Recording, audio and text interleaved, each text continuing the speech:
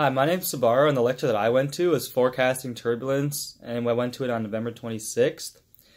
Some of the main points that I found were very interesting were that, so basically he started talking about the drop of water, how water droplets will bounce off the surface of the water before getting observed, which is really cool, and how multiple droplets can interact with each other. I also found it very interesting that with the turbulence that he talked about next, right? How like the flow of water coming in from a sink is turbulent, has an irregular flow, and there's also a bunch of different types of turbulence. You can see it like on airplanes, wind currents, and the history of turbulence, which he talked about next, was also really interesting to me. How he said that turbulence was talked about from at least as far back as Leonardo da Vinci, who made detailed sketches of storms and the patterns that create turbulence and placed objects in flow and observed behavior of liquid around the objects. And one quote that he had from him was that big worlds make lesser worlds and feed upon their velocity. And then he also talked about Werner Heisenberg, who won the 1932 Nobel Prize in Physics for the creation of quantum mechanics itself, which was done because of his work on how flows became turbulent. And I also found this very interesting because the person that he was underneath gave this task specifically to him because turbulence is such a hard concept that he only had confidence in Heisenberg to be able to do this. And then one of the biggest reasons why this is actually important part of research is why this is such a problem. So we have the Navier-Stokes equation, which is, as he said, just Newton's second law for fluids, which has described fluid motion for a long time, which is basically F equals to ma for fluids.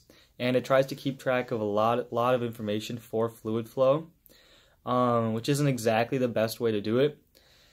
So right now we're trying to get simple solutions to complex problems in turbulence. Kind of how, because you can't like really just model every single point in the turbulent flow and try and get like a very complex model. You want a nice simple one that can describe it easily.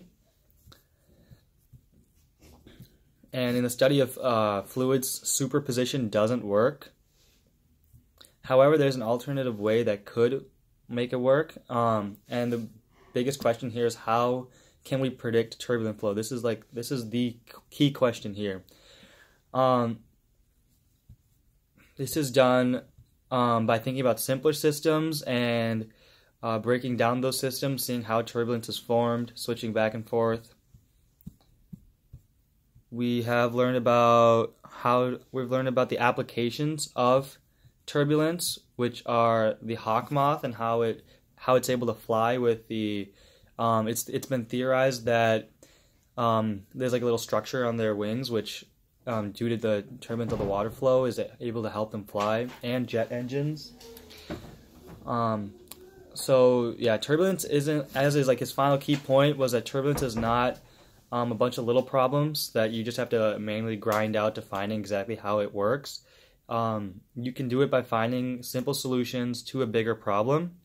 What I found really interesting in this lecture overall was how a very small change in a system can lead, a very small change in the initial starting point can lead to huge variations in how the system changes. He showed how, say like, a system that would start at a certain point and would look like a simple like 8-figure shape. If you just change the starting point a little bit, it could go crazy and they could go on for a long time and look very different.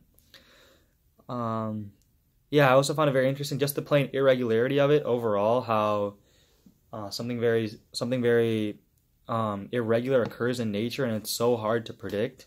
Even if we know like some of the starting variables, it's still very hard.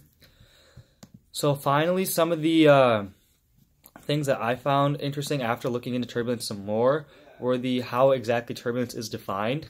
So it's characterized by irregularity, diffusivity, rotationality, and dissipation.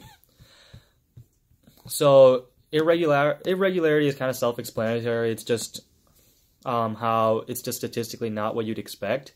And diffusivity is how the readily available supply of energy in turbulent flows tends to accelerate the mixing of fluid mixtures. Rotationality, kind of self-explanatory again, it's just how it rotates, and dissipation is how the turbulence dissipates as the kinetic energy is converted into internal energy. Thank you.